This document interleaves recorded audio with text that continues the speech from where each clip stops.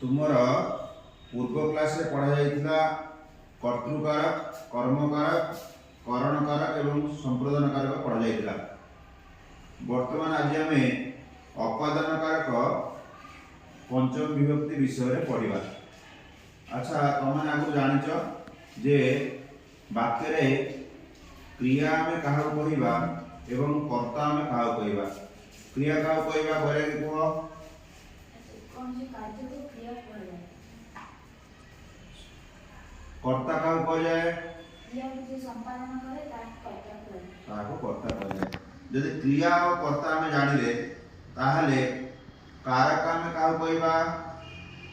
वाक्य रे क्रियापद सहित जो पद संबंध है ताको कारक कहे। ताको कारक कह जाए। बस अच्छा तार कारक आमे केते प्रकार। कारक 6 प्रकार। 6 प्रकार कौन कौन को बोले को कौन। कर्ता कारक, कर्मकारक, करणकारक, संप्रदान कारक, अपादान कारक, अधिकरण कारक। अधिकरण कारक। ताले वर्तमान आमे अपादान कारक पंचम विभक्ति विषय रे अध्ययन करिबा। अपादान कारक आमे काहा कहिबा ना गोटे वाक्य रे जदि जो पदगुड़िक कर्ता, क्रिया एवं अन्यान्य पदगुड़िक जहाँ थिबो ताहले से पदमानक मध्यरु जो वस्तु बा व्यक्ति ठारू जो वस्तु बा व्यक्तिर विच्छेद हुए बा अलगा हुए से जहाँ ठारू विच्छेद हुए ताहा ठारे अपादान कारक पंचम विभक्तिर प्रयोग करा जाए। धर मोरे कहि उदाहरण कहिबी। धर वृक्षात् पत्रम, वृक्षात् पत्रम पतति।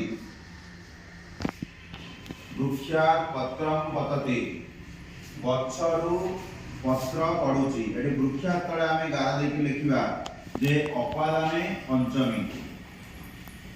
अपादाने पंचमी। एठी गच्छरे पत्र बहुत थिला तार गोटिए पत्र पड़ी गला तार गच्छर पत्र अलगा होला ना एकाठी होला। अलगा होला तार काठ अलगा होला गच्छटार अलगा होला तेणु गच्छर हबो अपादान कारक। वृक्ष शब्दर पंचमी देती वृक्षा अपादान कारक पंचमी विभक्ति बुझौची। अच्छा तार आमे जानिले जो वस्तु आ व्यक्ति ठारो जहार विच्छेद हुए ताठे अपादान कारक पंचमी विभक्ति प्रयोग करा जाए। अच्छा तापर नेक्स्ट होची फर्स्ट पॉइंट लेख जे जो वस्तु बा व्यक्ति ठारो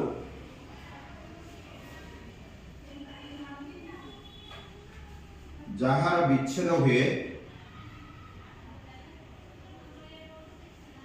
ताहा ठारे अपादान कारक पंचमी विभक्तिर प्रयोग करा जाए।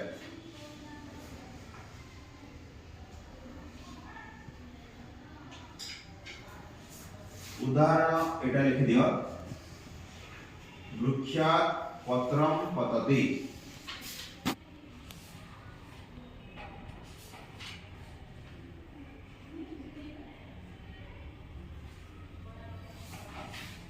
पॉइंट नंबर 2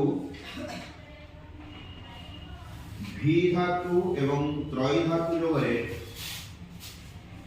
भी धातु एवं त्रय धातु जोगरे भी धातु एवं त्रय धातु जोगरे भी धातु एवं त्रय धातु जोगरे भय एवं रक्षार जे कारण भय एवं रक्षार जे कारण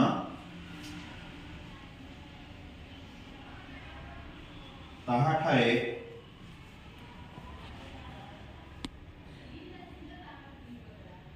अपादान कारक पंचमी विभक्तिर प्रयोग करा जाए।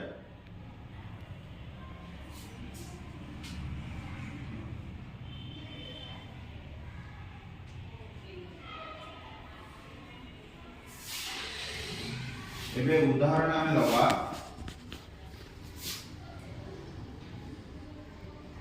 छात्रः शिक्षकात्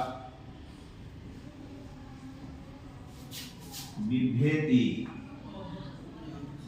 छात्रः शिक्षकात् बिभेति।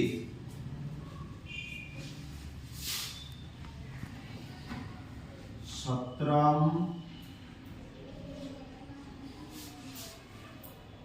आतपात् त्रायते। छत्रम् आतपात् त्रायते। आमे दुईटी वाक्य दुईटी शब्द बा पदर तले आमे अंडरलाइन करते। कौन कौन को पदर तले?